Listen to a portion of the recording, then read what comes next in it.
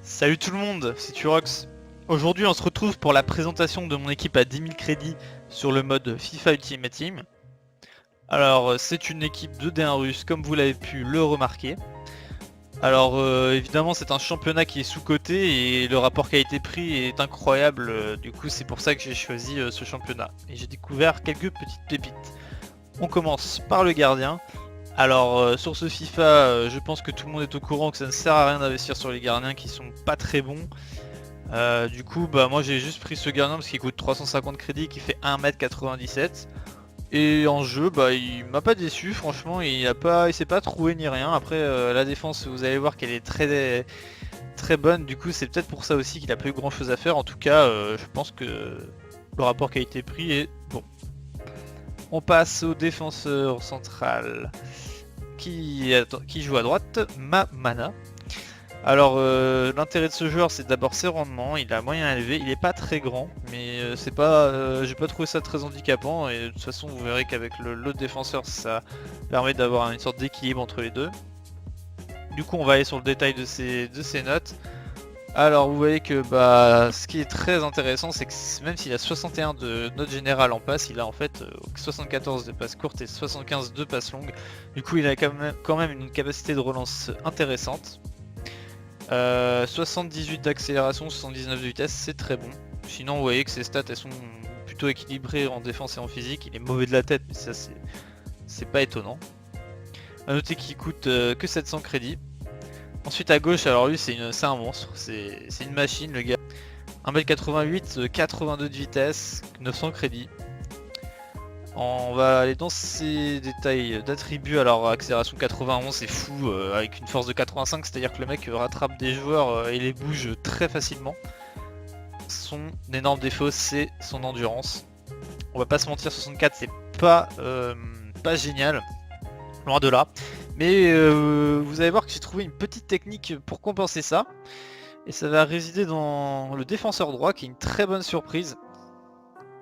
650 crédits, 1m87, élevé. Alors moi j'adore les joueurs de couloir des DDG qui sont grands, ils reprennent les ballons de la tête, etc. C'est très bien parce que souvent en fait les attaquants MDMG c'est des petits joueurs et du coup bah souvent quand ils font des passes en profondeur, eux ils vont réussir à prendre le ballon de la tête et c'est très intéressant. On va être dans les détails. Alors 80 d'endurance c'est pas mal, mode détente, et vous voyez de la tête il est pas mauvais du tout. Ça fait que voilà, il va être bon dans ce domaine. Vitesse 88, dommage qu'il ait pas plus d'accélération mais il est très bon, en tout cas je trouve. Et du coup en fait lui ce que je fais c'est que je le mets en défenseur central à la place de Zikia, parce que bah il a suffisamment d'endurance et il a les stats pour jouer à ce poste. En DG nous avons Denisov qui est pas vraiment étonnant, parce que bah y a pas grand monde à ce poste en D1 russe. Denisov il est très bon partout, je vais pas franchement passer 20 ans sur lui parce que vous voyez bien ses stats. On va juste un peu dans le détail. Il a 86 d'accélération, très bonne note en interception, c'est très intéressant, et énormément d'endurance, une bonne force, bref, c'est un très bon joueur. Pour son prix de 650 crédits, c'est très intéressant. Alors en plus, on passe au MDC, Mvila. Mvila, bah 700 crédits, un peu cher peut-être. J'aurais peut-être pu le choper moins cher, je pense que vous pouvez si vous êtes plus patient que moi. En tout cas si vous mettez aux enchères. Très intéressant, assez complet. Bon, pour son prix, il fait le taf quoi. Bonne endurance, assez de force, pas mauvais en passe, hein. Regardez, 82 de passe courte, c'est quand même pas mal, hein. Et note d'interception, parce que pour moi, les MDC, c'est des joueurs qui coupent les lignes de passe, c'est des intercepteurs. Sa note de 79 d'accélération et de 80 d'interception, c'est un joueur qui va très bien récupérer les ballons. On passe à son collègue MDC, c'est Paredes. Alors lui je l'ai paqué, hein. Mais ouais pareil, vous le chopez à 600, entre 600 et 900 crédits, ça c'est sûr. Alors lui, bon déjà c'est assez intéressant de voir qu'il a 4 étoiles de mauvais pied et de geste technique. Pour un MDC c'est franchement pas intéressant, on va pas se le cacher, ça sert un peu à rien, mais ça peut être amusant de placer un petit scoot turn à un adversaire qui va pas forcément s'y attendre. Bon, les notes c'est essentiellement sa capacité de passe qui est super intéressante. C'est un très bon joueur pour relancer. et qui se complète bien du coup avec M'Vila qui va récupérer les ballons. Après, avec M'Vila, il suffit de faire passer à Paredes qui va relancer très bien les joueurs, notamment les joueurs de couloir avec Rigoni qui est très intéressant. 1200 crédits. Le seul défaut, qui est quand même un gros défaut, c'est qu'il n'est pas élevé en attaque, c'est-à-dire qu'il va pas forcément se projeter. Après, il suffit juste de compenser ça avec des bonnes instructions. Alors ensuite, 90 d'accélération, 82 de vitesse, très rapide du coup, endurance 80. C'est très intéressant. Il a les notes qu'il faut, c'est un très bon central. Vous allez voir qu'avec le BU, ça se coupelle très bien tout ça. Il est rapide, enfin il a tout ce qu'il faut quoi. On passe au MOC, Fernandez. Alors lui c'est vraiment un joueur intéressant, il coûte très cher je trouve quand même. 2700 et encore je vous jure que je l'ai acheté à un prix raisonnable. En tout cas sur PC c'est le prix de ce joueur est très élevé. Bon bah pas grand chose à dire sur lui. Double 4 étoiles, il a tout ce qu'il faut, il est très équilibré. Avec une bonne accélération, une bonne note de vitesse. Il est assez endurant, une bonne agilité, bref, il a à peu près tout ce qu'il faut à ce poste, avec des bonnes passes longues. Sinon, un peu bizarre, mais son pied gauche est pas terrible, je trouve. Ce qui est assez étonnant, vu qu'il a 4 étoiles de mauvais pied. Après, c'est peut-être moi qui l'utilisais mal, parce que j'avais tendance à tirer avec lui dans la surface, alors que quand on regarde ses stats en tir de loin et en effet, on peut se dire que bah ouais, un bon enroulé du gauche en dehors de la surface, ça doit rentrer. Je sais pas, j'ai pas eu l'occasion de tester ça. On passe ensuite au MG, coûte 1300 crédits, Chatov Oleg, bah, très connu, hein, ça fait longtemps qu'il est sur FIFA à ce poste et dans ce championnat. Élevé moyen, des bons rendements, double 4 étoiles.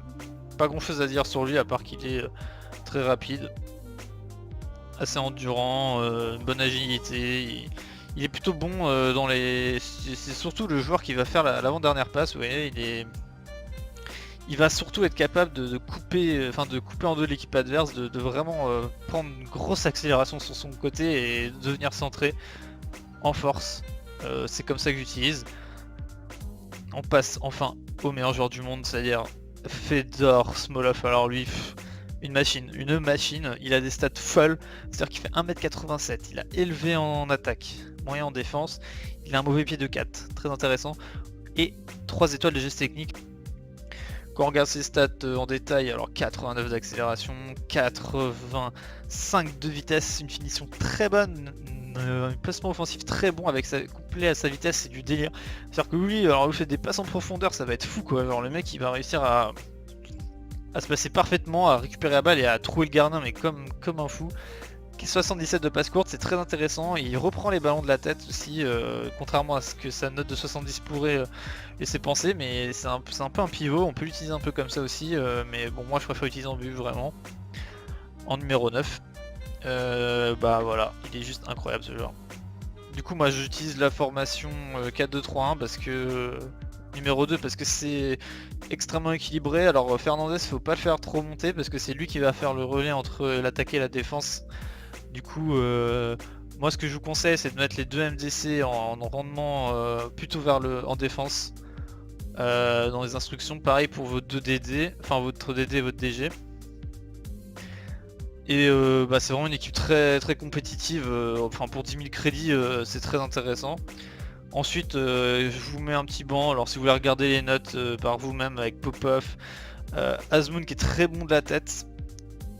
Popov c'est en fait l'alternative à Fernandez qui coûte cher je trouve.